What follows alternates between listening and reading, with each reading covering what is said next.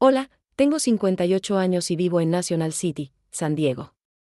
Durante 30 años limpié casas para darle lo mejor a mi hijo, pero hace un año recibí un mensaje que me destrozó el alma. No estaba invitada al bautizo de mi primera nieta porque querían una ceremonia íntima. El dolor fue peor cuando vi las fotos en redes sociales. La otra abuela, la abuela paterna, sí estuvo ahí, cargando a mi nieta frente al altar, en el lugar que me correspondía a mí. Lo que descubrí después fue aún más doloroso. Ella estuvo contando mentiras sobre mí, diciendo que yo había abandonado a mi hijo, cuando la verdad es que lo crié sola, trabajando dobles turnos, sacrificando todo por él. Hoy comparto mi historia porque sé que hay otras abuelas que también han sido apartadas de sus nietos con mentiras y manipulaciones. Si mi experiencia puede ayudarte a encontrar tu voz, habrá valido la pena. Si te conmueve lo que voy a contarte, déjame tu comentario, dale like y suscríbete. ¿Sabes lo importante que es saber que no estoy sola? Me llamo Rosa María Jiménez, tengo 58 años, y vivo en un pequeño departamento en National City, California, a solo unas millas de la frontera con Tijuana. Durante 30 años he limpiado casas en San Diego, desde los condominios modestos de Chula Vista hasta las mansiones enormes de La Joya que miran al Océano Pacífico. Mis manos están ásperas y callosas, mi espalda duele cada noche, pero siempre he trabajado con dignidad porque todo lo que hice fue por mi hijo Miguel, mi único hijo, la razón de cada sacrificio que hice en esta vida. ¿Alguna vez han sentido que el corazón se les parte en dos sin siquiera un golpe físico? Yo sí. Fue un martes por la tarde, 3 días antes del bautizo de mi primera nieta, cuando recibí un mensaje de texto de mi nuera Diana. Las palabras eran simples, casi frías. Suegra, preferimos una ceremonia íntima para el bautizo de Sofía, solo la familia más cercana. Espero que entienda. Me quedé mirando la pantalla de mi teléfono viejo durante varios minutos, sentada en el único sillón de mi sala que huele siempre a lavanda por el ambientador que compro en la tienda de dólar. Leí el mensaje 1, 2, 3 veces, buscando algún significado oculto, alguna explicación que no fuera la obvia. ¿Familia más cercana? ¿Acaso no era yo la abuela materna? No había pasado 9 meses tejiendo mantitas rosadas para mi nieta, esperando el momento de conocerla, de cargarla, de cantarle las canciones de cuna que le canté a Miguel cuando era bebé. Mis dedos temblaban mientras intentaba escribir una respuesta. Borré y volví a escribir 5 veces. Finalmente solo puse, como gustes, mija. Que Dios las bendiga. No quise sonar dolida. No quise mostrar debilidad.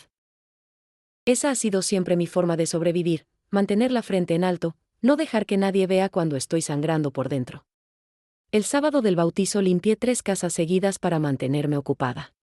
Froté pisos hasta que mis rodillas protestaron, limpié ventanas hasta que quedaron perfectas como espejos, organicé alacenas ajenas mientras la mía propia estaba vacía de alegría. Cuando llegué a casa esa noche, cansada hasta los huesos, cometí el error de abrir Facebook en mi teléfono. Las fotografías aparecieron una tras otra como puñaladas, mi nieta Sofía con su vestido blanco de encaje, el salón de fiestas decorado con globos dorados y blancos, el pastel enorme de 3 pisos con rosas de azúcar.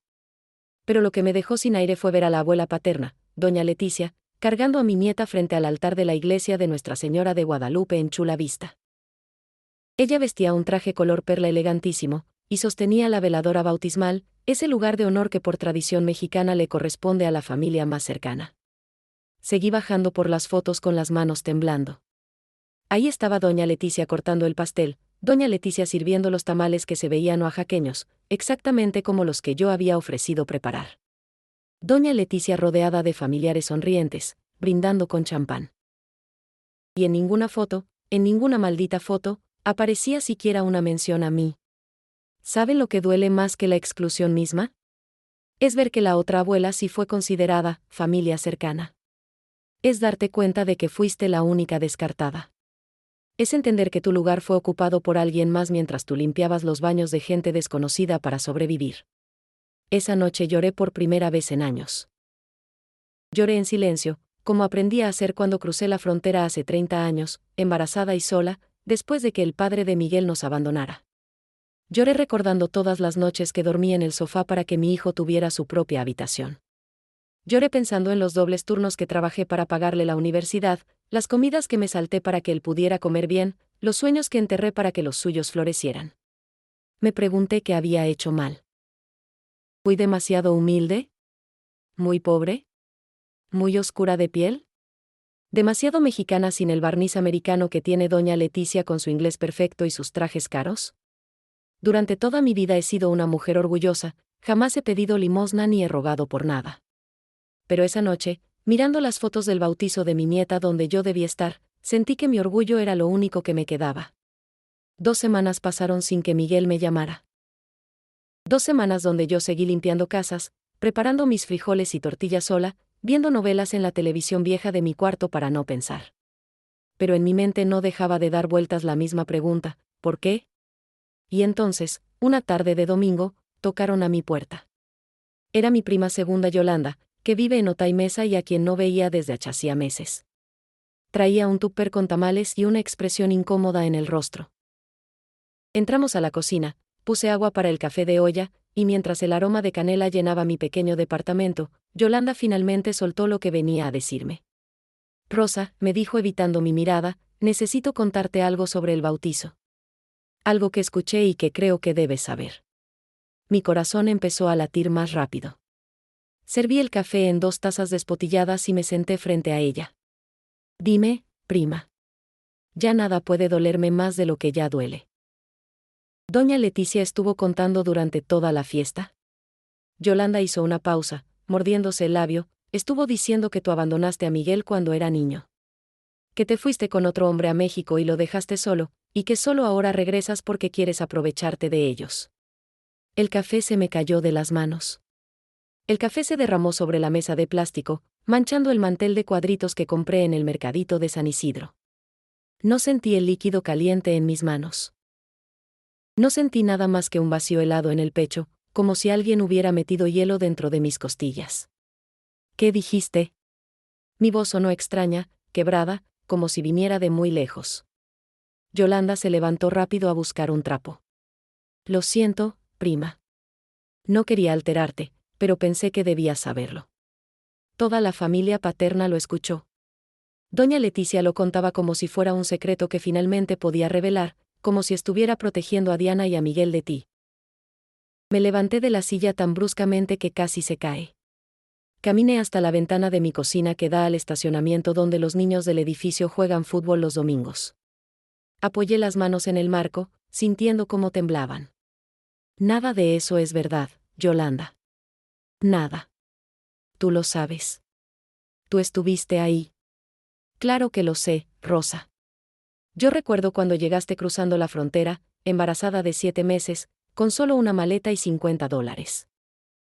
Recuerdo cómo te quedaste en el cuarto de mi mamá hasta que nació Miguel. Recuerdo cómo trabajaste limpiando oficinas de noche porque era el único trabajo que encontraste, cargando tu panza enorme, sola. Las lágrimas empezaron a rodar por mis mejillas.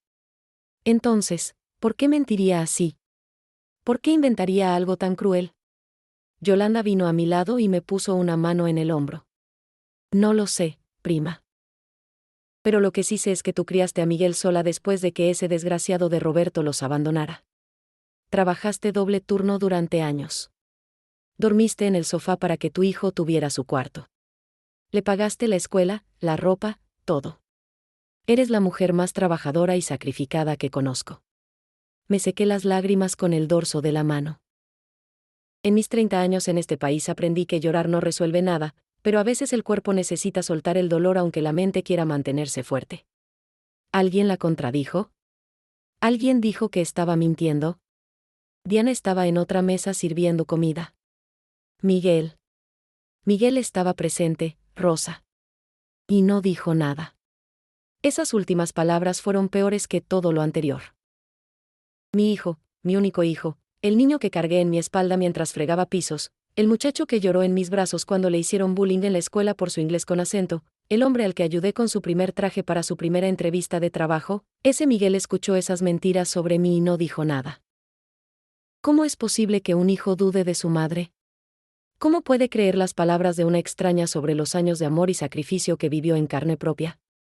Pero entonces recordé algo que mi propia madre me dijo antes de morir en Guadalajara: mija, las mentiras bien dichas pueden sonar más bonitas que la verdad cuando la verdad es dura y humilde. Y mi verdad era dura. Mi verdad olía a cloro y a detergente. Mi verdad tenía las rodillas hinchadas de tanto arrodillarme a limpiar pisos ajenos. Mi verdad vivía en un departamento de una recámara con paredes delgadas donde se escuchaba a los vecinos discutir.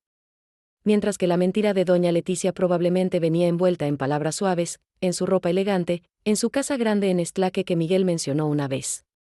Yolanda se quedó conmigo hasta que oscureció. Me ayudó a limpiar el café derramado, calentó los tamales que había traído aunque ninguna de las dos teníamos hambre. Antes de irse, me abrazó fuerte. No dejes que esto te rompa, prima. La verdad siempre sale a la luz. Siempre. Esa noche no pude dormir.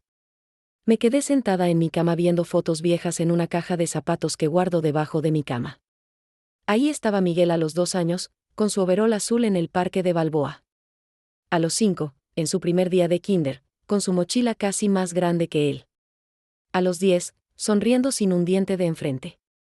A los 15, alto y delgado, en su graduación de middle school. A los 20, con su toga y birrete de la universidad, abrazándome fuerte mientras yo lloraba de orgullo. En cada foto yo estaba ahí. En cada maldito momento importante de su vida, yo estaba ahí. No el padre que nos dejó. No doña Leticia que ni siquiera conocía a Miguel hasta que se casó con su hijo. Yo. Siempre yo. Pero algo no cuadraba en toda esta historia. Doña Leticia apenas conocía a Miguel desde hacía 3 años, cuando él empezó a salir con Diana. ¿Por qué de repente tenía tanto poder sobre mi hijo? ¿Por qué Diana, que siempre fue respetuosa conmigo, ahora me excluía?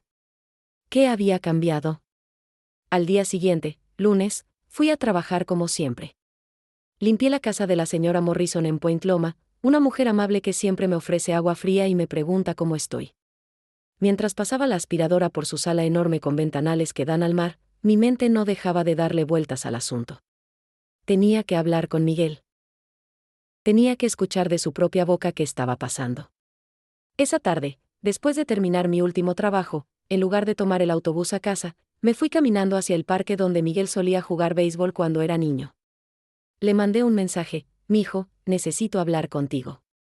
¿Puedes venir al Parque Balboa? Es importante. Pasaron 2 horas antes de que respondiera: estoy ocupado, mamá. Es sobre el bautizo, escribí con dedos temblorosos. Otros 30 minutos de silencio. Luego, está bien. Llego en 1 hora. Me senté en una banca bajo un eucalipto enorme, escuchando el sonido de las hojas moviéndose con la brisa que viene del océano. Olía a pasto recién cortado y a tierra mojada por los rociadores. A lo lejos, unos niños jugaban en los columpios, sus risas llenando el aire tibio de la tarde. Cuando vi a Miguel caminar hacia mí, mi corazón se aceleró. Venía con las manos en los bolsillos, los hombros tensos, evitando mi mirada. Se veía cansado, más delgado. Se sentó a mi lado en la banca pero dejando espacio entre nosotros, como si fuéramos extraños. Hola, mamá, dijo sin mirarme. Hola, mijo. Mi voz salió más suave de lo que quería. Quería gritarle, preguntarle cómo pudo hacerme esto, pero me contuve. ¿Cómo está Sofía? Está bien. Creciendo rápido. Un silencio incómodo cayó entre nosotros. Yo esperaba que él dijera algo, que explicara, que pidiera disculpas. Pero no lo hizo. Finalmente, tuve que ser yo quien rompiera el hielo. Miguel, ¿por qué no fui invitada al bautizo de mi nieta? Él suspiró pesadamente, pasándose una mano por el cabello. Mamá, Diana y yo decidimos que era mejor mantenerlo pequeño, íntimo. Pero la abuela paterna sí estaba invitada, lo interrumpí, sintiendo como la rabia empezaba a hervir dentro de mí. Ella sí era considerada familia cercana. Doña Leticia. Comenzó, pero se detuvo. ¿Doña Leticia qué, Miguel? Mi voz subió de tono. ¿Doña Leticia es más importante que yo? ¿La mujer que conoces hace 3 años es más familia que la madre que te crió sola toda tu vida? Finalmente Miguel me miró a los ojos, y lo que vi ahí me destrozó. No era enojo ni desprecio. Era vergüenza. Mi hijo me miraba con vergüenza, y eso dolía más que cualquier otra cosa. Mamá, dijo con voz baja, casi un susurro, Diana está embarazada otra vez. Me tomó un momento procesar sus palabras. ¿Embarazada? Pero si Sofía apenas tiene meses. Lo sé. No lo planeamos. Y la verdad es que... Hizo una pausa larga, la verdad es que estamos batallando con el dinero. El apartamento donde vivimos es muy pequeño, el rent subió, y con otro bebé en camino. Empecé a entender hacia dónde iba esto. ¿Y doña Leticia les ofreció ayuda?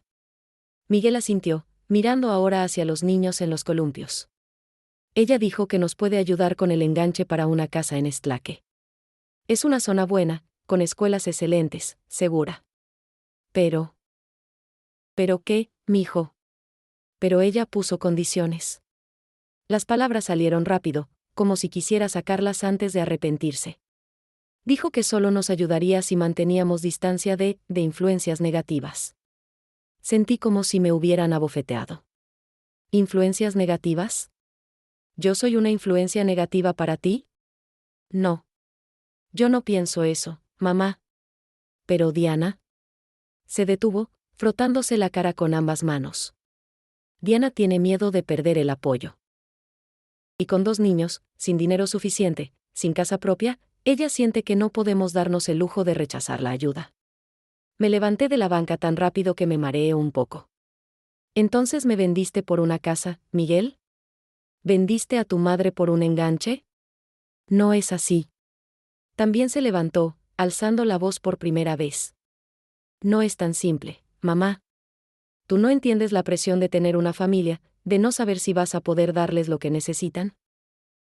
¿Qué yo no entiendo? Las palabras salieron como cuchillos. Yo te crié sola, Miguel. Sola. Sin ayuda de nadie. Trabajé limpiando casas, limpiando baños, de rodillas, con las manos en agua helada y cloro, para que tú tuvieras comida, ropa, escuela. Dormí en el sofá durante años para que tú tuvieras tu cuarto. ¿Y me dices que no entiendo la presión? Miguel se quedó callado, mordiéndose el labio inferior como cuando era niño y sabía que había hecho algo malo.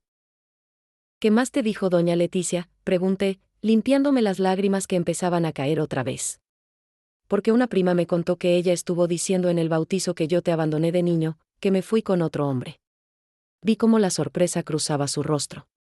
¿Qué? No, ella nunca me dijo eso directamente. Pero no la detuviste cuando lo dijo frente a todos, ¿verdad?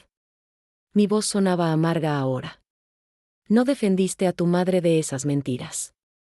Yo estaba en otra mesa, mamá. ¿No escuché todo? Pero algo sí escuchaste, Miguel. Y no hiciste nada. El silencio que siguió fue pesado, cargado de todo lo que no nos estábamos diciendo. A lo lejos, los niños seguían jugando, ajenos al dolor que se desarrollaba en esa banca bajo el eucalipto. Finalmente, Miguel habló con voz quebrada: necesito tiempo, mamá. Necesito pensar en mi familia, en mis hijos. ¿Y yo no soy tu familia? Las palabras salieron como un gemido. Sí, pero, es diferente ahora. Tengo responsabilidades. Siempre tuve responsabilidades contigo, mijo. Y nunca, nunca te di la espalda por dinero. Me di la vuelta para irme. No podía seguir mirándolo sin romperme completamente. Había caminado apenas unos pasos cuando escuché su voz detrás de mí: mamá, espera. Me detuve pero no me volteé. Dame tiempo. Por favor. Voy a arreglar esto, te lo prometo. No respondí. Seguí caminando hacia la parada del autobús, sintiendo como cada paso me alejaba no solo del parque, sino de la vida que había construido alrededor de mi hijo. El autobús llegó 20 minutos después. Me senté junto a la ventana y miré San Diego pasar, esta ciudad que me dio refugio hace 30 años pero que ahora se sentía fría y hostil. Durante las siguientes semanas caí en una rutina mecánica. Despertar, ir a trabajar, limpiar casas, regresar, dormir. No llamé a Miguel. Él tampoco me llamó. Borré Facebook de mi teléfono para no ver más fotos de una vida familiar de la que ya no era parte. Me volví un fantasma en mi propia existencia. Pero una tarde, mientras limpiaba la casa de la señora Chen en Claremont, algo cambió. Estaba sacudiendo los muebles de su oficina cuando escuché una conversación en la cocina. La señora Chen hablaba por teléfono en inglés con alguien sobre problemas financieros, sobre préstamos, sobre apariencias que mantener. No era mi intención escuchar, pero algo en su tono de voz, en su preocupación por guardar las apariencias, me recordó a doña Leticia. Ahí fue cuando empecé a preguntarme, ¿realmente doña Leticia era tan rica como decía? ¿O solo lo aparentaba? Miguel mencionó que ella les ayudaría con el enganche de una casa, pero nunca dijo que fuera a regalarles la casa completa. Solo el enganche. ¿Por qué no más si era tan acaudalada? Esa noche, después de llegar a casa, saqué mi teléfono y reinstalé Facebook solo para buscar el perfil de doña Leticia. No tenía muchas fotos públicas, pero las que había mostraban una vida aparentemente cómoda, restaurantes caros, ropa elegante, eventos sociales. Sin embargo, algo me llamó la atención. En varias fotos aparecía con las mismas joyas, los mismos bolsos, como si fueran sus únicos artículos de lujo que rotaba para diferentes ocasiones. Al día siguiente, durante mi hora de almuerzo, llamé a Yolanda. Prima, ¿conoces a alguien que trabaje en bancos o que sepa de préstamos? Mi comadre Lupita trabaja en una oficina de préstamos rápidos en San Isidro. ¿Por qué? ¿Crees que pueda averiguar algo sobre doña Leticia Reyes? Hubo una pausa. Rosa, ¿qué estás tramando? Solo quiero saber la verdad, Yolanda. Solo quiero entender por qué esa mujer tiene tanto poder sobre mi hijo. Está bien. Déjame hablar con Lupita, pero no te prometo nada. Esa información es confidencial. 3 días después, Yolanda me llamó. Prima, Lupita no puede darme detalles específicos por las reglas de privacidad, pero sí me dijo algo interesante. Vio a doña Leticia saliendo de su oficina hace como 2 meses. Y la oficina donde trabaja Lupita es de préstamos rápidos, esos que cobran intereses altísimos. Mi corazón empezó a latir más rápido. ¿Estás segura de que era ella? Lupita la reconoció porque fueron a la misma iglesia hace años. Dice que doña Leticia se veía muy estresada, muy nerviosa.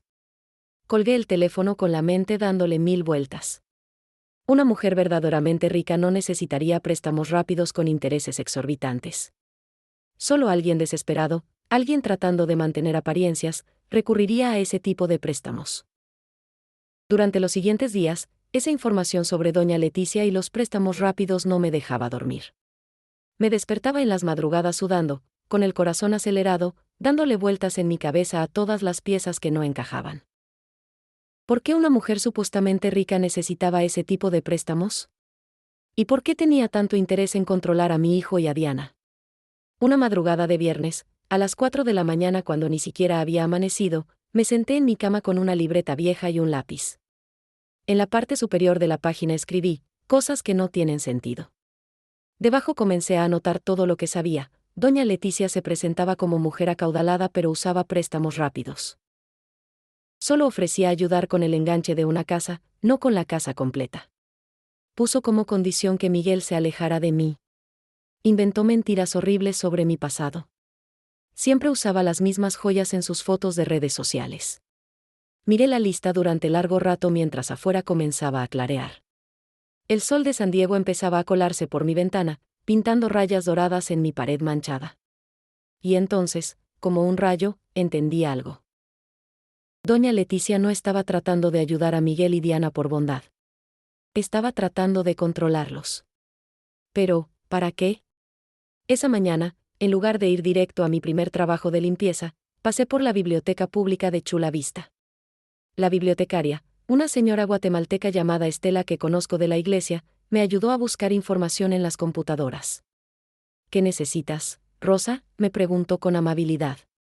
Quiero saber sobre cómo investigar a alguien. Legalmente, Estela. Nada malo. Estela me miró con curiosidad pero no hizo preguntas. Me enseñó cómo buscar registros públicos, cómo ver si alguien tiene propiedades o deudas. Durante 2 horas, entre mi turno de limpieza de las 9 y el de las 12, aprendí cosas que nunca imaginé que podría aprender.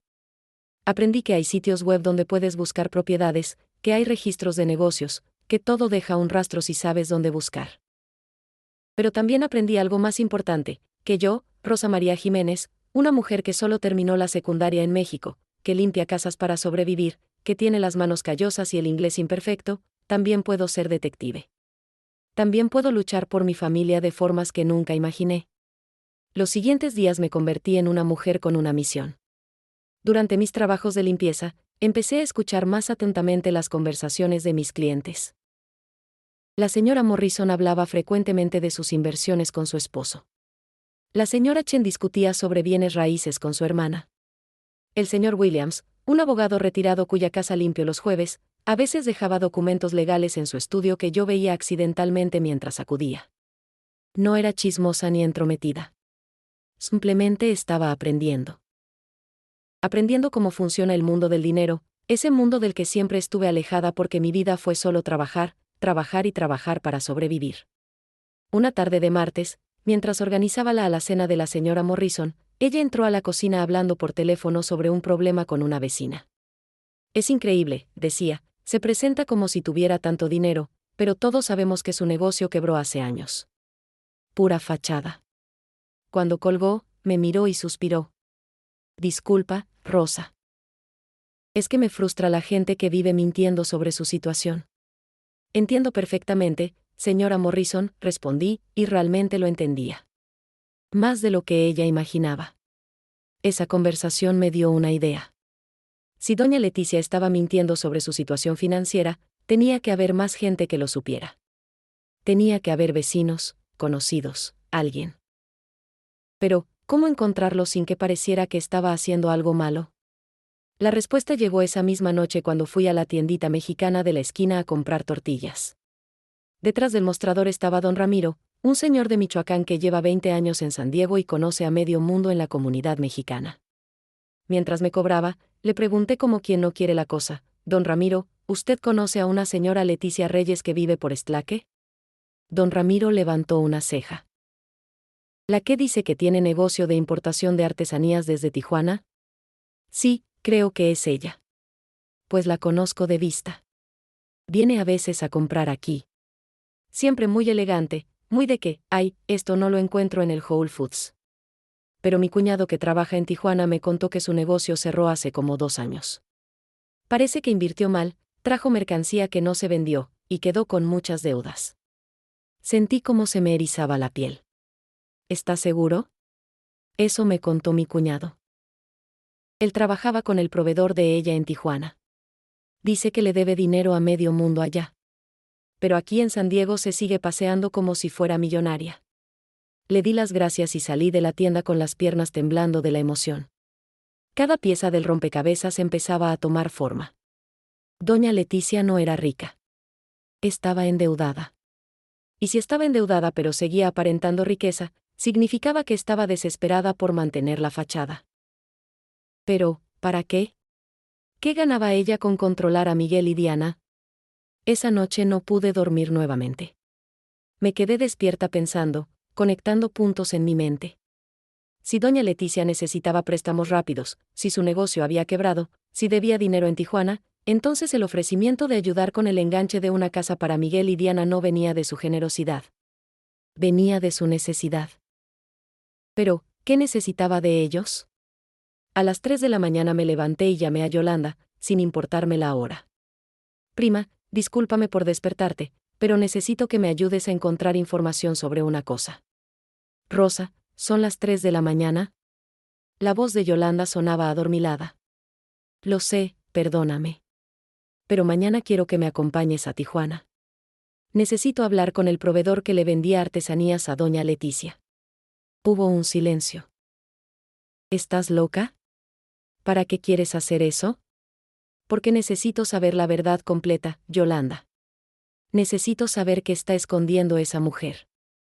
Si voy a perder a mi hijo por culpa de ella, al menos voy a saber por qué. Yolanda suspiró profundamente. Está bien, está bien. Pero me debes una comida en las ahumaderas cuando esto termine. Te debo 1000 comidas, prima. Gracias. Al día siguiente, sábado, Yolanda y yo cruzamos la frontera hacia Tijuana. Hacía años que no iba, y la ciudad había cambiado tanto. Más moderna, más grande, pero todavía con ese caos hermoso que caracteriza a las ciudades mexicanas.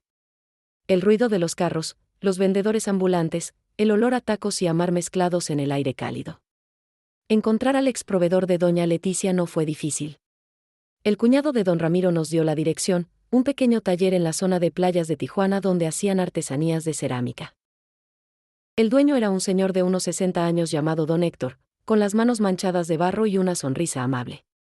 ¿Ustedes conocen a doña Leticia?, preguntó después de que nos presentamos. Ojalá me viniera a pagar lo que me debe. ¿Cuánto le debe?, pregunté, sintiendo como el corazón me latía fuerte. Como $15,000. Hizo pedidos grandes de mercancía hace 2 años, dijo que tenía tiendas en San Diego que se la iban a comprar. Yo le di facilidades de pago porque me cayó bien, parecía persona seria. Pero nunca me pagó completo. Me dio la mitad y desde entonces puras excusas. Salimos del taller de don Héctor con más preguntas que respuestas, pero también con algo que no había sentido en semanas: esperanza. Esperanza de que la verdad estaba empezando a revelarse, como cuando el sol sale después de una noche muy larga y oscura.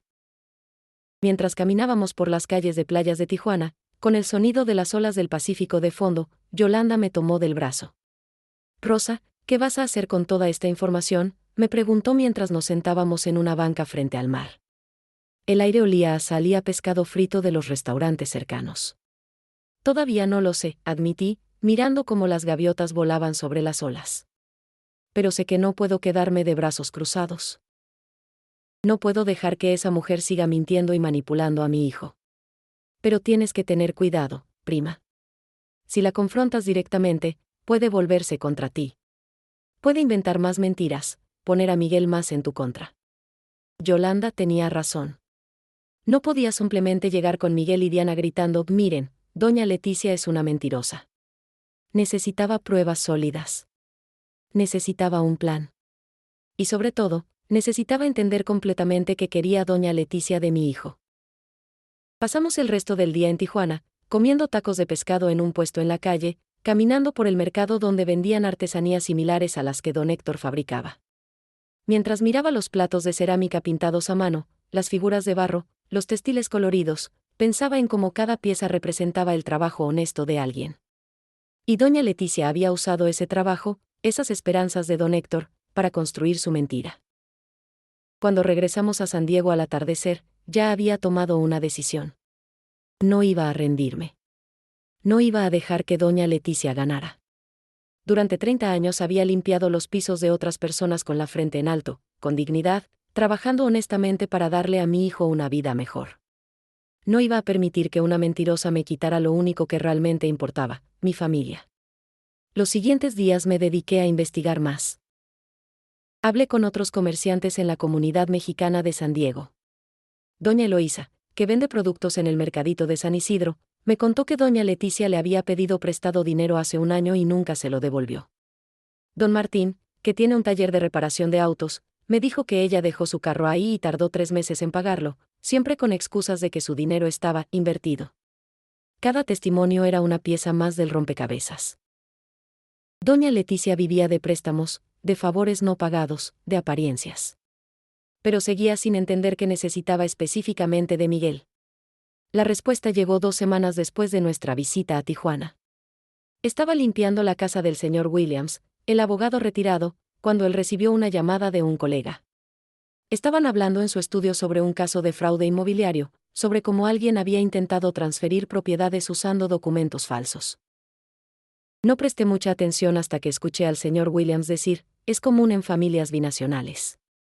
Propiedades en México que intentan transferir a nombre de parientes estadounidenses para evitar impuestos o protegerlas de acreedores.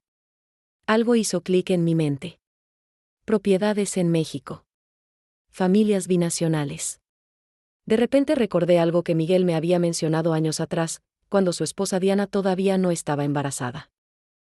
Me había contado emocionado que su suegro, el esposo de doña Leticia que ya había fallecido, le había dejado un pequeño terreno en playas de Tijuana. No era gran cosa, pero tenía valor sentimental porque ahí veraneaba la familia cuando Diana era niña. ¿Y si doña Leticia quería ese terreno? ¿Y si necesitaba que Miguel se lo transfiriera para usarlo como garantía de sus deudas? Tendría sentido. Por eso necesitaba mantener control sobre él, por eso lo alejaba de mí, porque yo podría advertirle, podría abrirle los ojos. Esa noche llamé a Yolanda otra vez. Prima, necesito que tu comadre Lupita me haga un favor más. Y necesito que me acompañes a ver a un abogado. ¿Un abogado? Rosa, ¿eso cuesta dinero? Lo sé. Usaré mis ahorros. Los que tenía guardados para emergencias. Esto es una emergencia, Yolanda. Es la emergencia más grande de mi vida. Durante los siguientes días, reuní cada centavo que había ahorrado durante años. $1,200 que guardaba en una lata de galletas debajo de mi cama para el día en que no pudiera trabajar más, para cuando mis rodillas finalmente se rindieran de tanto arrodillarme a limpiar. Pero mi familia valía más que cualquier ahorro. El abogado se llamaba Héctor Zamora, un hombre joven que acababa de abrir su bufete en National City y ofrecía consultas comunitarias a bajo costo. Lo había conocido en la iglesia, donde a veces daba pláticas gratuitas sobre derechos de inmigrantes. Me recibió un martes por la tarde en su pequeña oficina que olía a café y a papel nuevo. Señora Rosa, me dijo después de escuchar toda mi historia durante casi una hora, lo que me está describiendo suena a manipulación financiera y posiblemente intento de fraude. Si esta señora Leticia está tratando de que su hijo le transfiera propiedades para usarlas como garantía de sus deudas sin que él lo sepa, eso es ilegal. Sentí cómo se me erizaba la piel. ¿Qué puedo hacer? Primero necesitamos verificar si su hijo todavía tiene ese terreno en Tijuana a su nombre. Luego necesitamos ver si ha firmado algún documento recientemente que no entendió completamente. Y finalmente, necesitamos pruebas de las deudas de la señora Leticia y de sus intentos de manipulación. ¿Cuánto me costaría todo eso?, pregunté, sabiendo que probablemente no tendría suficiente dinero. El licenciado Zamora me miró con ojos amables. Mire, señora Rosa, usted me recuerda a mi propia madre. Ella también limpió casas toda su vida para darnos educación a mis hermanos y a mí. Voy a ayudarla. Pagaré yo mismo las búsquedas de registros en México. Usted solo tiene que conseguirme la información que pueda sobre la señora Leticia y sobre cualquier documento que su hijo haya firmado. Las lágrimas empezaron a rodar por mis mejillas. Gracias, licenciado. No sabe cuánto significa esto para mí. Lo sé perfectamente, señora Rosa. Y vamos a recuperar a su familia. Salí de esa oficina sintiendo algo que no había sentido en meses: poder. No el poder del dinero ni de la posición social, sino el poder de la verdad y de la justicia. El poder de una madre que no se rinde. Con el licenciado Zamora de mi lado, empecé a sentir que no estaba completamente sola en esta batalla. Pero necesitaba más aliados, más voces que pudieran atestiguar la verdad de mi vida, de mi sacrificio por Miguel. Necesitaba gente que conociera mi historia real, no la versión envenenada que doña Leticia había regado como semillas de mentira. Mi primer paso fue reconectar con personas que había dejado de ver por vergüenza después de la exclusión del bautizo. Gente que me conocía desde que llegué a San Diego hace 30 años. Gente que fue testigo de mis años de lucha y sacrificio. Empecé por la señora Guadalupe, mi primera patrona cuando llegué a Estados Unidos. Ella me dio trabajo limpiando su casa en Chula Vista cuando yo estaba embarazada de 8 meses, cuando nadie más quería arriesgarse a contratar a una indocumentada a punto de dar a luz. Durante años limpié su casa cada viernes, y ella siempre fue amable conmigo, me pagaba justo, y cuando nació Miguel me regaló una cuna usada de sus nietos que todavía conservo en mi departamento. No la había visitado en más de 2 años. Cuando toqué la puerta de su casa ese sábado por la tarde, con un pay de limón que compré en la panadería mexicana, ella abrió y se quedó mirándome un momento antes de abrazarme fuerte. Rosita. ¿Dónde te habías metido, mija? Olía igual que siempre, a perfume de gardenias y a las tortillas de harina que hacía cada fin de semana. Su casa seguía decorada con las mismas fotos de sus nietos, ahora más grandes, en las paredes color durazno de su sala. Señora Lupita, necesito pedirle un favor, le dije cuando nos sentamos en su cocina con tazas de té de canela. Necesito que me ayude a recordar. A recordar cómo era yo cuando llegué aquí, cómo crié a Miguel, todo lo que pasamos. Ella me miró con esos ojos cafés llenos de sabiduría de sus 75 años. ¿Qué pasa, mija? ¿Por qué necesitas recordar cosas que nunca has olvidado? Le conté todo. Las lágrimas volvieron a caer mientras le explicaba lo del bautizo, las mentiras de doña Leticia, como mi hijo ahora me mantenía a distancia. Ella escuchó en silencio, apretando mi mano sobre la mesa, y cuando terminé de hablar, vi lágrimas también en sus ojos. Esa mujer es el mismísimo demonio, dijo con voz firme. Yo te vi, Rosita. Te vi llegar embarazada, asustada, sin conocer a nadie. Te vi trabajar hasta el último día antes de que naciera Miguel. Te vi regresar a trabajar 2 semanas después del parto porque no tenías otra opción. Te vi llorar cuando Miguel se enfermaba y no tenías dinero para el doctor. Y también te vi sonreír cuando él dio sus primeros pasos en mi sala, cuando dijo sus primeras palabras, cuando sacó buenas calificaciones en la escuela. Yo soy testigo de todo eso, mija. ¿Me ayudaría a escribir eso, señora Lupita? El licenciado que me está ayudando dice que necesito testimonios de gente que me conoció durante todos estos años. Con mucho gusto, mija. Y no solo yo. También voy a hablar con las otras señoras del grupo de oración de la iglesia que te conocieron cuando Miguel era chiquito. Todas recordamos cómo te sacrificaste por ese niño. De la casa de doña Lupita salí con el corazón más ligero. Tenía una aliada, alguien que podía atestiguar mi verdad. Pero necesitaba más. Los siguientes días me dediqué a buscar a otras personas.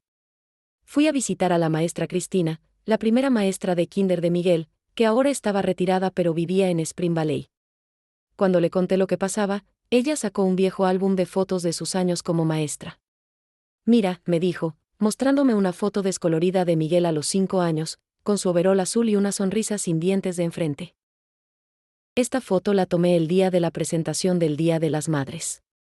Recuerdo que Miguel hizo un dibujo de ti limpiando una casa, y cuando le pregunté por qué, él dijo con tanto orgullo, porque mi mami trabaja muy duro para que yo pueda ir a la escuela. Nunca olvidé eso, Rosa. La admiración que ese niño sentía por ti era visible en todo lo que hacía. La maestra Cristina escribió una carta detallando cómo Miguel siempre hablaba de mí con amor y respeto, como era evidente que era un niño bien cuidado y amado a pesar de nuestra situación económica difícil. Tuve estudiantes de familias millonarias que no recibían ni la mitad del amor que tú le diste a Miguel, escribió. También busqué a don Felipe, el dueño de la taquería en National City donde trabajé de mesera los fines de semana durante 3 años cuando Miguel estaba en middle school. Necesitaba dinero extra para sus útiles escolares, su ropa, las excursiones de la escuela. Don Felipe ya era un anciano de 80 años, pero su memoria era clara como el agua. ¿Cómo voy a olvidar a tu hijo?, me dijo cuando lo visité en el asilo donde ahora vivía. Venía contigo a la taquería después de la escuela, se sentaba en una mesa del fondo a hacer su tarea mientras tú servías mesas. A veces te ayudaba a limpiar, a llevar platos. Era un buen muchacho, respetuoso. Y siempre, siempre te miraba con amor. Yo les decía a mis clientes, miren a esa señora y a su hijo. Eso es familia de verdad, no importa que no tengan dinero. Don Felipe también escribió su testimonio con letra temblorosa pero clara. Cada palabra era un ladrillo más en la muralla de verdad que estaba construyendo contra las mentiras de doña Leticia. Pero el testimonio más importante llegó de donde menos lo esperaba. Una tarde, mientras limpiaba la casa de la señora Morrison en Point Loma, ella me llamó a su estudio. Rosa, siéntate un momento, por favor. Me senté en el sofá de cuero, nerviosa, preguntándome si había hecho algo mal. La señora Morrison me miró seria. Mi esposo y yo escuchamos sin querer tu conversación telefónica con tu prima la semana pasada. Estabas en el patio colgando la ropa y nosotros estábamos en la cocina. No queríamos ser entrometidos, pero escuchamos todo. Sentí como se me subían los colores a la cara de la vergüenza. No te disculpes, continuó ella. Quiero que sepas algo. Llevas limpiando mi casa durante 15 años, Rosa. Te he visto llegar enferma y aún así trabajar impecablemente. Te he visto rechazar pagos extras cuando piensas que no has hecho suficiente trabajo, aunque siempre haces más de lo requerido. Te he escuchado hablar con amor de tu hijo durante todos estos años. Y quiero escribir una carta también. Una carta de una empleadora sobre tu carácter, tu ética de trabajo, tu integridad. Las lágrimas comenzaron a rodar por mis mejillas otra vez. Señora Morrison, no tiene que. Sí tengo que. He conocido gente rica y pobre, Rosa. Y tú tienes algo que el dinero no puede comprar, dignidad. Esa mujer que está mintiendo sobre ti no tiene ni idea de con quién se está metiendo. El licenciado Zamora me había dicho que necesitábamos construir 2 casos paralelos, uno que demostrara quién era yo realmente, con testimonios y pruebas de mi vida dedicada a Miguel, y otro que expusiera quién era realmente doña Leticia, con pruebas de sus mentiras y manipulaciones. Los testimonios que había reunido durante las últimas semanas formaban el primer caso. Ahora necesitaba enfocarme en el segundo. Pero antes de seguir investigando a doña Leticia, quería tener algo más personal, algo que le recordara a Miguel no solo lo que otros decían de mí, sino lo que él mismo había vivido. Algo que despertara sus propias memorias, sus propios sentimientos verdaderos que doña Leticia había intentado enterrar bajo mentiras. Pasé un domingo entero en mi departamento revisando cajas viejas que guardaba en el closet. Cajas llenas de recuerdos de 30 años de vida con mi hijo. Encontré cosas que había olvidado que existían, dibujos que Miguel hizo en la primaria, todos firmados con «Te amo mamá» en letras torcidas de niño. Boletas de calificaciones donde las maestras escribían comentarios como «Miguel es un estudiante dedicado, claramente tiene apoyo fuerte en casa». Fotos de cumpleaños celebrados en nuestro pequeño departamento, con pasteles comprados en la panadería mexicana y decoraciones hechas por mí misma con papel crepé. Pero lo que más me conmovió fue encontrar un sobre amarillento que Miguel me había dado cuando tenía 12 años. Dentro había una carta escrita con su letra de adolescente, todavía un poco infantil pero claramente cuidadosa. La había escrito para el Día de las Madres. Querida mamá, decía, la maestra nos pidió que escribiéramos sobre nuestro héroe. Todos mis compañeros escribieron sobre superhéroes o deportistas famosos. Pero yo escribí sobre ti. Tú eres mi héroe porque trabajas muy duro todos los días para darme todo lo que necesito. Cuando mis amigos se burlan de mí porque no tenemos mucho dinero, yo pienso en cómo tú nunca te quejas. Cuando me siento triste, pienso en cómo tú siempre me abrazas y me dices que todo va a estar bien.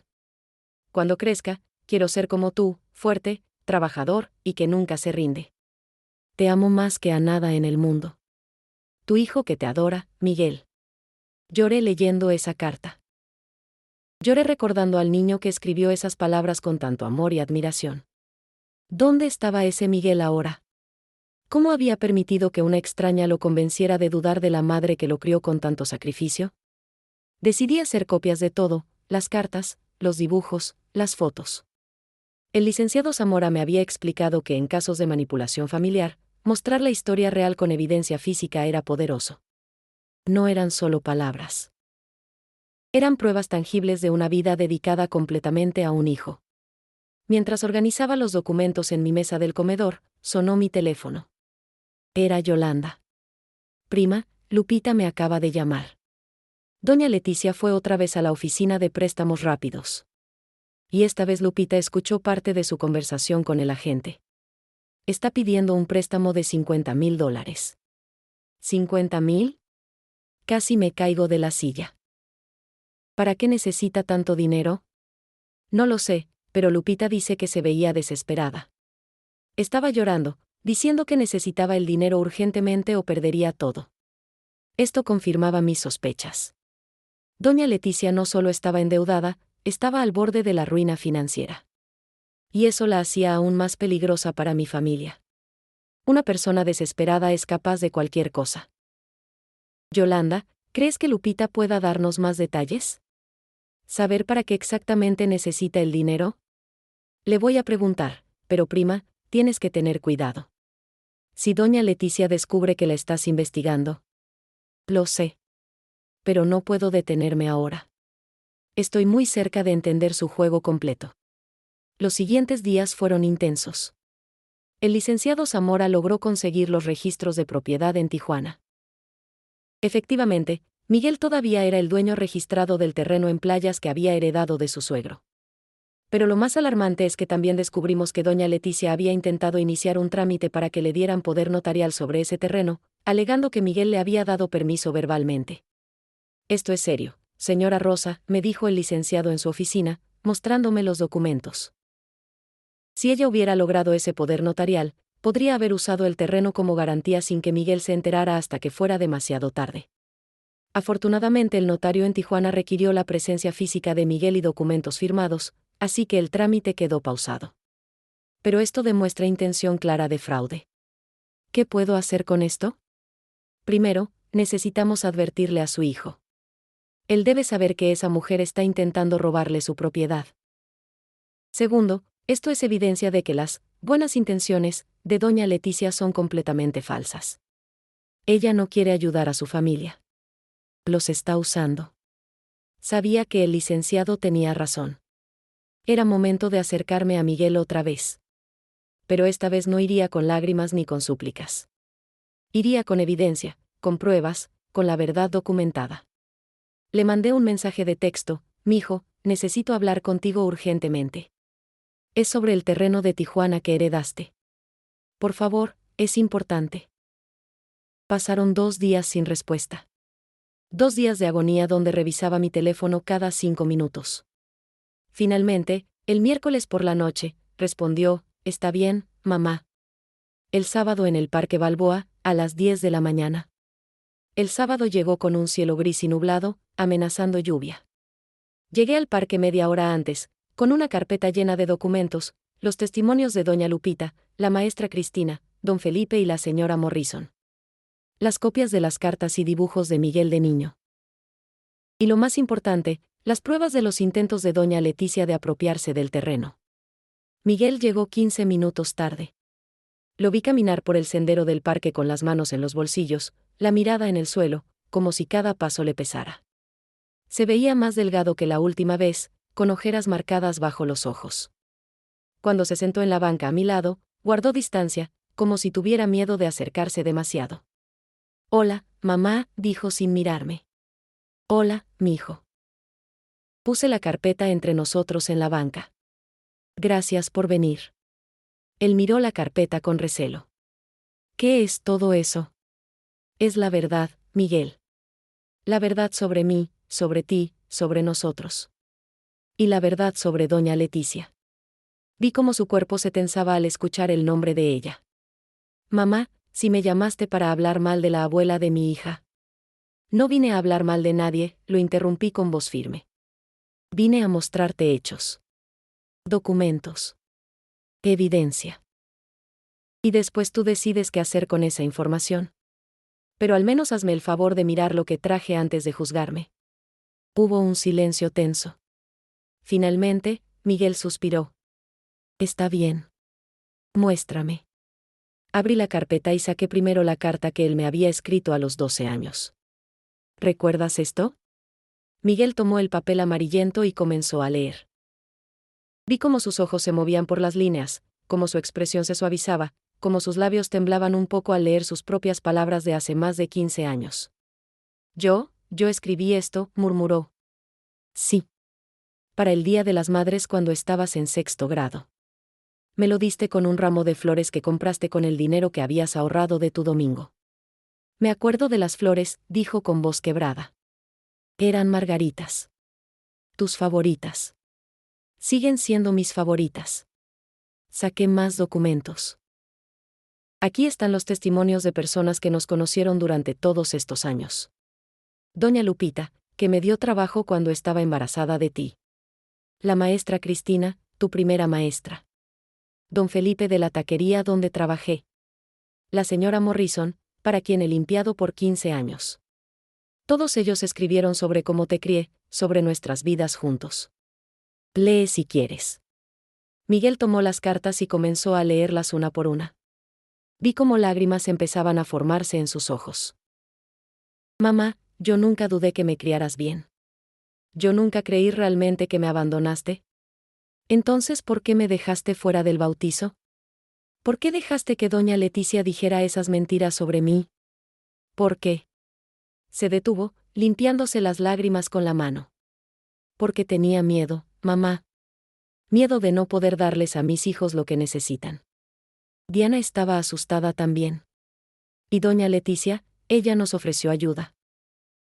Nos ofreció la posibilidad de tener una casa propia, de darles a Sofía y al bebé que viene un hogar estable.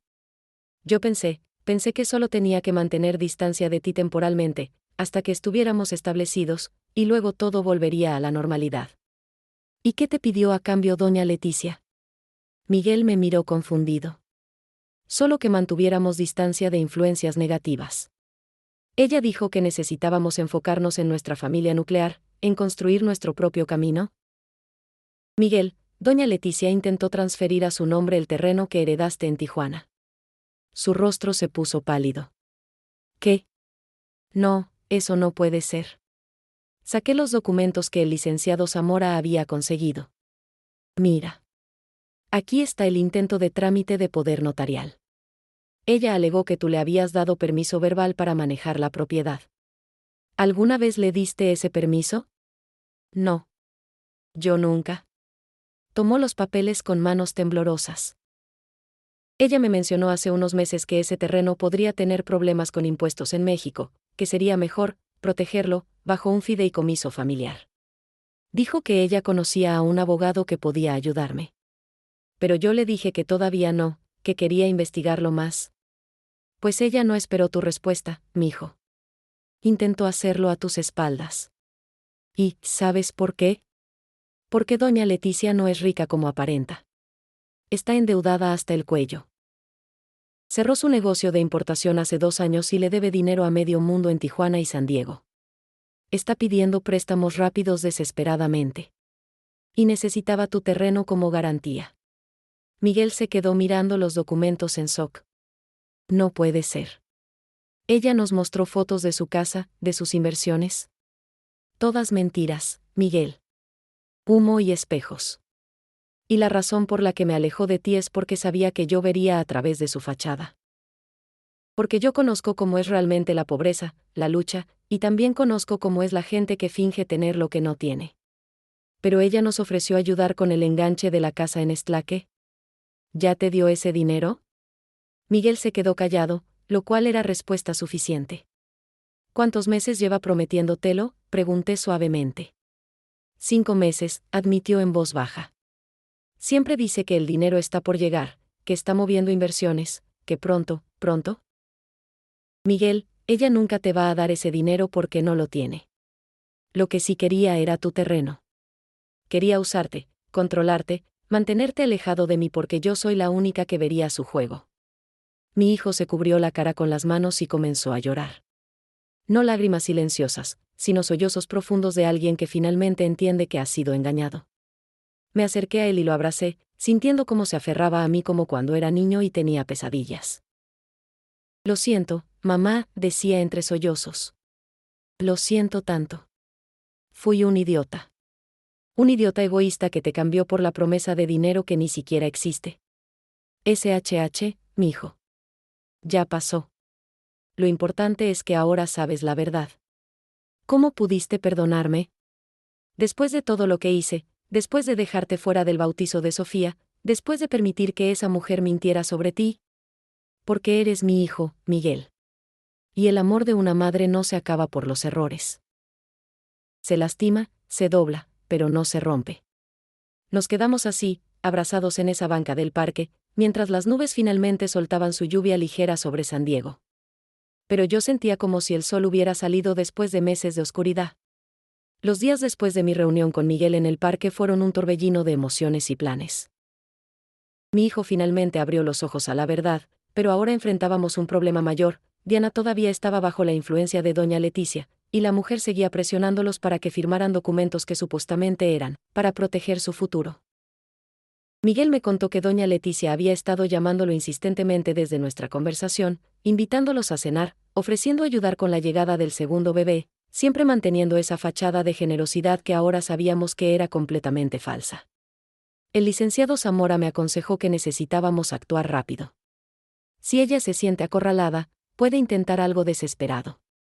Gente en su situación financiera a veces comete fraude documental sin importar las consecuencias. Yolanda, quien se había convertido en mi aliada principal en toda esta odisea, tuvo una idea brillante. Rosa, se acerca la Navidad. La iglesia siempre organiza la posada comunitaria grande en el salón parroquial.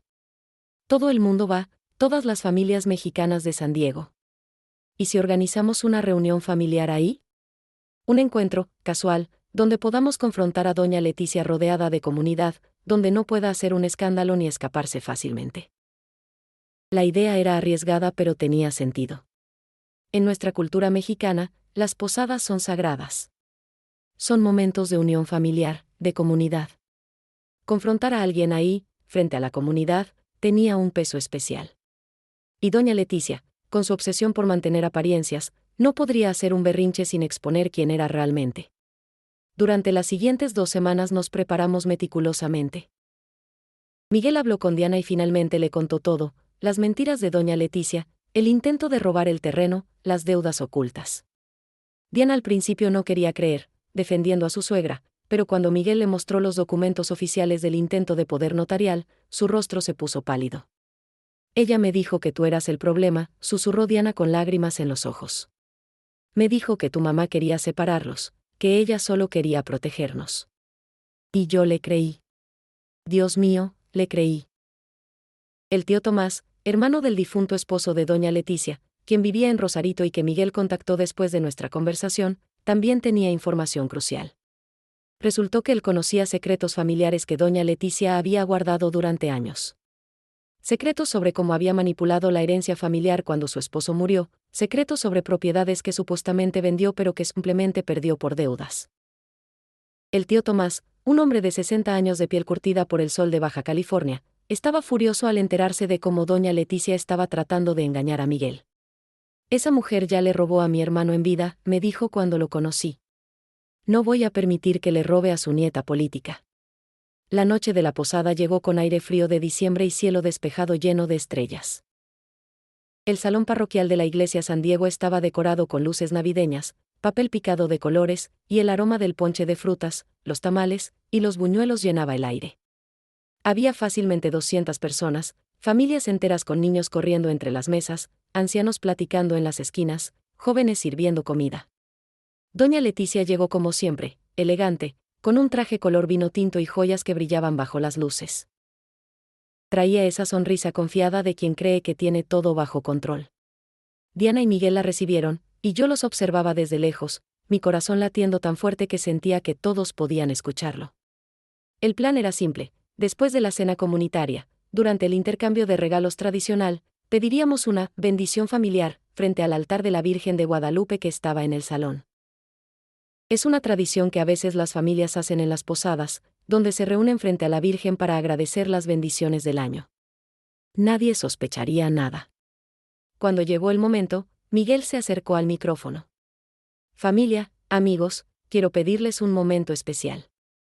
Mi esposa Diana y yo, junto con mi mamá Rosa María y la abuela de mi hija Sofía, doña Leticia, quisiéramos hacer una bendición familiar frente a nuestra Virgencita de Guadalupe.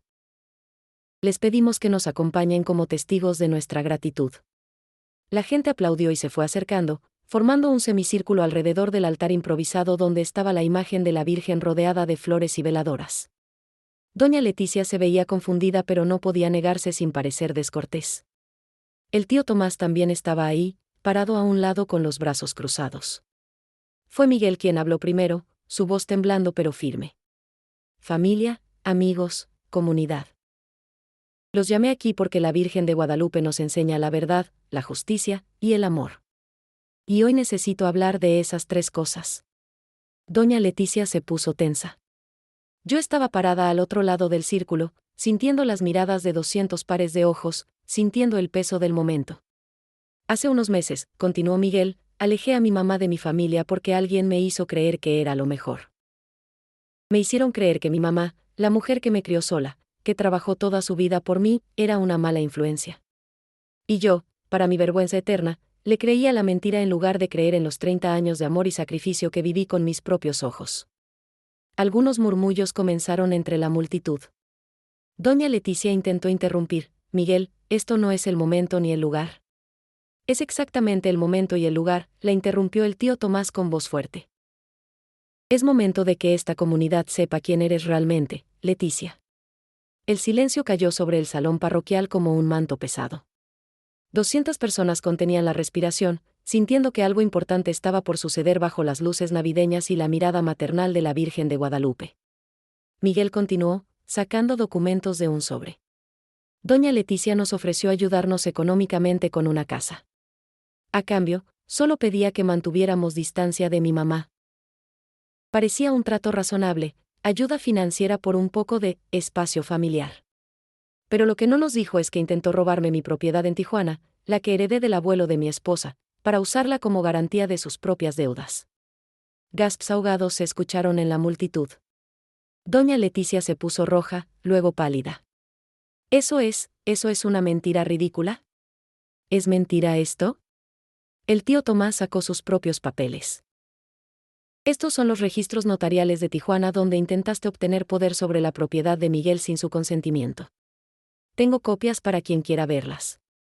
También están los testimonios de don Héctor, el artesano de Tijuana a quien le debes $15,000, agregué, encontrando mi voz finalmente. De doña Eloísa del Mercadito, a quien le pediste prestado dinero y nunca pagaste. De don Martín del taller mecánico. De la oficina de préstamos rápidos donde has pedido dinero desesperadamente durante meses. Doña Leticia me miró con odio puro. Tú no eres más que una limpiadora. Una mujer sin educación que no sabe cómo funciona el mundo de los negocios. Tiene razón, dije calmadamente, sintiendo la fuerza de mi verdad. Soy una limpiadora. Una mujer sin mucha educación formal. Pero soy una mujer honesta. Nunca le he mentido a nadie, nunca he intentado robarle a nadie, nunca he usado a mi familia para cubrir mis errores. ¿Puede usted decir lo mismo? Las lágrimas comenzaban a correr por las mejillas de doña Leticia, pero no eran lágrimas de arrepentimiento. Eran lágrimas de rabia, de verse expuesta frente a toda la comunidad que ella había intentado impresionar durante años. Diana se adelantó, sosteniendo a Sofía en brazos. Doña Leticia, yo la defendí. Cuando Miguel empezó a dudar, yo le dije que usted solo quería lo mejor para nosotros. Alejé a mi suegra, una mujer buena y trabajadora que nunca me hizo daño, porque usted me convenció de que era necesario. ¿Cómo pudo hacer eso? Yo solo quería ayudar. La voz de doña Leticia se quebró. Mi negocio fracasó, perdí todo. Mi esposo murió dejándome con deudas que él había escondido. Yo pensé que si podía usar el terreno temporalmente como garantía, podría conseguir un préstamo grande, solucionar mis problemas, y luego devolvérselo a Miguel sin que nadie se enterara. ¿Y destruir a mi familia en el proceso?, preguntó Miguel. ¿Separar a mi mamá de su nieta? ¿Llenar la cabeza de mi esposa con mentiras sobre la mujer que me crió? El padre Martín, el párroco de la iglesia, se adelantó entonces. Había estado observando todo desde un lado, y ahora se paró junto a la imagen de la Virgen. Hermanos, hermanas, estamos en un momento difícil pero importante. La Virgen de Guadalupe nos enseña que la verdad siempre debe prevalecer, pero también nos enseña la misericordia. Se volvió hacia doña Leticia. Hermana Leticia, has cometido errores graves. Has mentido, has manipulado, has intentado robar. Pero todavía estás a tiempo de hacer lo correcto. Doña Leticia se derrumbó, cayendo de rodillas frente al altar. Los sollozos que salían de ella ahora eran diferentes, más profundos, más reales. Lo siento, gemía. Lo siento tanto. Tenía tanto miedo de perderlo todo, de que mis propios hijos descubrieran mi fracaso. Pensé que si podía mantener la apariencia, si podía controlar la situación. Me acerqué a ella lentamente. Toda la rabia que había sentido durante meses, todo el dolor, toda la humillación. Podría haberla dejado ahí, destruida frente a todos. Podría haberme vengado. Pero cuando miré sus ojos llenos de lágrimas, vi algo que reconocí, vi a una mujer asustada, desesperada, que había tomado decisiones terribles por miedo. Y recordé las palabras de mi propia madre: mija, el que está libre de pecado que tire la primera piedra. Todos hemos hecho cosas malas cuando tenemos miedo. Me arrodillé junto a doña Leticia. Levántese, le dije suavemente. Levántese y míreme. Ella alzó la vista, confundida, esperando más acusaciones. En lugar de eso, le ofrecí mi mano. Yo la perdono. No porque lo que hizo esté bien, sino porque todos necesitamos perdón en algún momento. ¿Por qué?, susurró. Después de todo lo que te hice. Porque soy madre, como usted. Y las madres sabemos hacer cosas desesperadas cuando sentimos que vamos a perder todo. La diferencia es que yo escogí el camino del trabajo honesto y el sacrificio. Usted escogió el camino de la mentira. Pero todavía puede cambiar ese camino. El padre Martín intervino nuevamente. Hermana Leticia, tendrás que admitir públicamente tus mentiras sobre Rosa María. Tendrás que desistir de cualquier intento de tomar la propiedad de Miguel. Y tendrás que buscar ayuda honesta para tus deudas. Doña Leticia asintió entre lágrimas. Sí, todo eso. Rosa María, me miró directamente, nunca abandonaste a Miguel. Eso fue una mentira cruel que inventé porque necesitaba una razón para alejarlo de ti. La verdad es que te tenía miedo. Miedo de que vieras a través de mi fachada, miedo de que le abrieras los ojos a Miguel. Tú representabas todo lo que yo no era: honesta, trabajadora, genuina. Y usted representaba todo lo que yo temía que mi hijo valorara más que a mí: dinero, estatus, apariencias, respondí. Pero hoy aprendí que mi hijo valora lo que realmente importa. Y usted aprendió que las mentiras siempre salen a la luz. Miguel se acercó y nos ayudó a las dos a ponernos de pie. Mamá, doña Leticia, Diana y yo queremos que sepan algo.